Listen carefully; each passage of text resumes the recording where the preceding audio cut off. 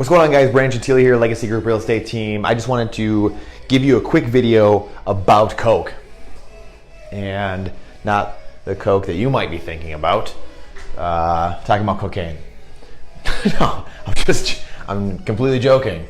We're talking about. You didn't think I was going to go that way, did you?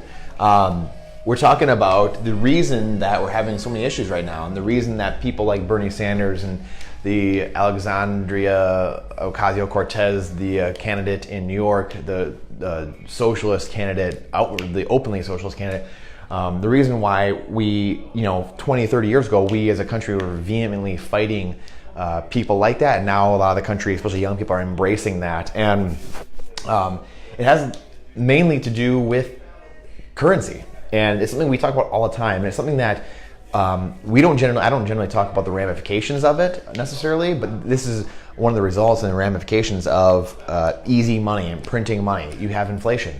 The Federal Reserve was created in 1913, and we've talked about that many times. The dollar's lost 95% of its purchasing power since then.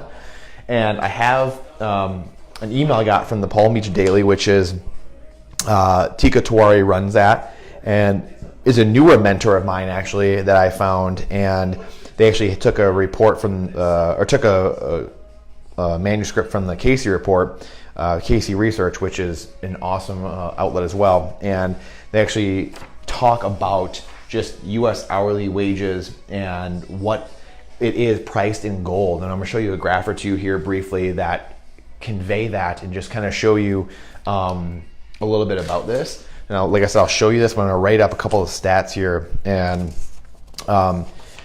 really, for instance, when priced in gold, and again, like I said, I don't talk about the results of the money or currency creation that we've been in and the things that we've been doing as a country. I don't talk about a ton. The results. Well, this is what we're seeing. We're seeing ramifications of people being. They talk about right in here. People being squeezed.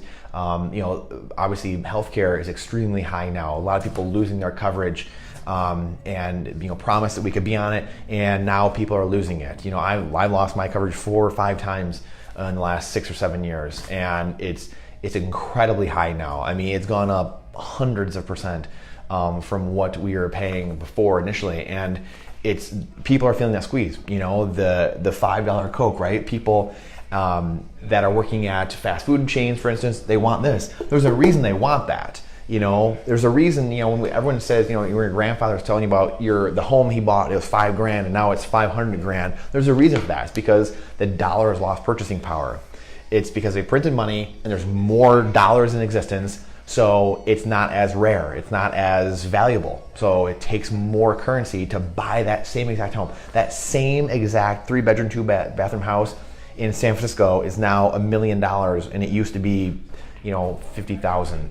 35 years ago, 40 years ago. It used to be less, obviously. It used to be 8,000, 12,000, 50 years ago, 60 years ago. So it's currency. In 1971, Nixon took us off the gold standard. We are unpegged from gold then. There was no reason. We can print as much money as we want. So I have this chart right here actually that you can see. This is when priced in gold. This is when priced in gold, U.S. wages have fallen 94% since 1971. So since Nixon took us off the gold standard, let's see, since 1971, wages fallen 94% in gold. So when compared to gold, fallen 94%. So again, we always talk about measuring things in value, in terms of value, and that you got to measure against other things of value when you're doing that, and that's why this chart looks like this. It is this. We're talking the same dollars and cents. We're talking this, gold across the board, and since we left the gold standard, it's fallen. Wages have fallen 94%. And this here, something I highlighted. Note that the federal minimum wage was $1.60 in 1968. So 1968 min wage was $1.60.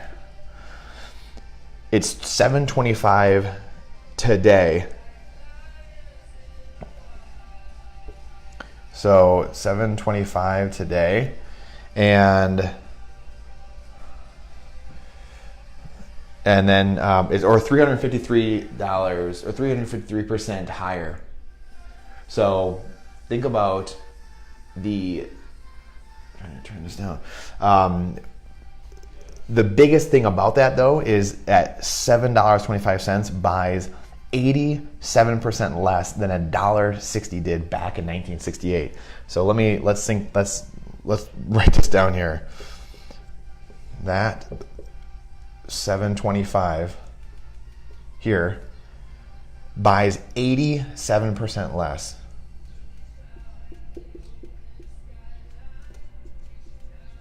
Less than the $1.60 back in 1968. So, and as they say, that's a story you won't hear in the mainstream press. That's why this is so important. This is why we talk about this all the time. 71, Nixon took us off the gold standard. Other countries were repatriating money from us, and we were going to run out of gold in essence. So Nixon took us off the gold standard because he didn't want the world in essence to go into default, which wasn't that many countries at the time. We didn't want to be in default because we had sold too much gold and we didn't actually have that much.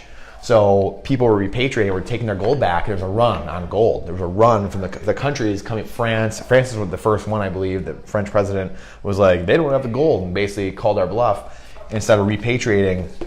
And then he had to take us off the gold standard because of that. And since then, between printing money into oblivion, this is why the wages have fallen 94% in the last 40 years, whatever that 47 years. 1968, the minimum wage was $1.60. In 2018, $7.25. But the purchasing power is 87% less. So that $7.25 buys 87% less house, 87% less meat, groceries, commodity, whatever. It doesn't matter what it is. It buys 87% less than just that $1.60, than only $1.60 did back in 1968. That's why your house your grandfather bought for $5,000 in San Francisco is now worth $1 million. Is now worth $500,000. Whatever it may be. It's because the dollar has declined in value. Like I said, the dollar's purchasing power has lost 95% of its purchasing power over the last 105 years, since 1913, since the Federal Reserve was created, and the same year the income tax was instituted, which we were sold that was just to help pay for the war and World War I. We're gonna have it just for a little bit, and then we're gonna get rid of it. And that was sold to the people like that. And unfortunately, we took the pill, and it's still in our system, unfortunately. So. This is why this is so important, and like I said, this is stuff that's not being talked about anywhere. It's really sad, to be quite honest. Let's see. It's one of those things, like I said, that it's important to talk about, and it's important to know what's going on. That way, again, the results we have. The whole country is being squeezed. People all around the world are being squeezed. If you look at Japan, it's had stagflation, really sideways growth over the last couple decades. China's really starting to feel it right now. They have the ghost cities. People literally, they built up for the last 10 years, and there's empty cities, cement, just ghost towns. So this is being felt everywhere. And again, no one knows the answer. Who knows what's going to happen? We don't know what's going to happen. That's why preparing is so important in ways to prepare. And like I've had many debates with people here and people everywhere about what's going to happen and different things you can do to prepare. This is why different asset classes are so important. Again, it's combating the narrative of just the stock paper asset class. That's an okay asset class, but you have to understand how it works, and you have to understand that there's different cycles. And right now we're up. It's in an up cycle. So I generally want to buy low and sell high. Some people are good at buying high and doing their thing and being amazing and using options and calls and puts and different things. That's not for me. I'm not intelligent enough to do that. So being smart about asset classes, I want to make it dummy proof for myself and for those people around me. I want it to be, hey, what are the undervalued things? And let's get into those things and then ride that wave up. And that's what it's all about. So again, this is why people are feeling that squeeze. This is why socialism is so accepted now, just 20, 30 years after after we just got done fighting, a communist regime, but socialism leads to communism. It's just a stepping stone on the way there. So why are we dipping right back into that? It's because of currency. It's because we have an issue with our currency system. It's not the 23-year-old's fault that he's feeling that way. It was all the generations before him that led to this mess. This is what kicking the can down the road. This is what happens when we keep kicking a can down the road. We keep, basically borrowing our children's future into existence right now, or basically borrowing that from all of them, and they're going to have to pay all that. So it's because of this. It's because of this right here. Took us out of the gold standards. We had, like I said, the Federal Reserve was created in 1913, the income tax, and then we're doing things like this, taking ourselves off a standard. It doesn't necessarily have to be the gold standard. It doesn't. It's some type of system, whether it's cryptocurrency, some type of gold standard, some system where there is backing. There's true backing of money and the ability to control out of control international monetary funds or central banks. I apologize. Control central banks. The Bank of Japan, the IMF, the Federal Reserve, the Eurozone, all those different places. The European Central Bank. This is why this is important. So, because you start. I'm really dropping everything. You start losing those freedoms when you're a slave to what's going on here. So. Again, I hope you guys got something out of this. It's a little bit more detailed today. Our Q&A today, our macro level Q&A. Again, something I've been talking to people a lot about lately. And again, this is, it's not the fast food worker or whoever is wanting a pay raise to $15 minimum wage. They're doing that because they're hurting. In some way, they're hurting and they need more money. It's because their dollars they already have are worth less.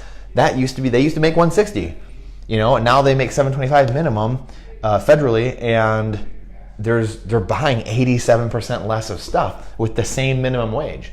So that's why, again, why we use everything measured in gold or silver, or use things measured in a median house price or a federal median house price, or we use it based in a barrel of oil. We're measuring it against other things of value. And that's when you start to see the market doing a lot different things than say the stock market is showing you. So you start to see some different patterns. So anyway, I hope you guys learned something. This is, again, it's a little bit more, I apologize, it's not this is a little bit more dry. It's a little bit more numbers and just down and dirty today. So I apologize for that, but I hope you got something out of it. And I just look forward to having more conversations with all of you about what's going on, because I love doing that, and we can't wait to bring you more of these all the time. So keep the questions coming, and we look forward to seeing you soon. Thank you for your time and energy, because it's truly the most important asset we have, and humbled and honored to have it. So signing off. We'll see you soon.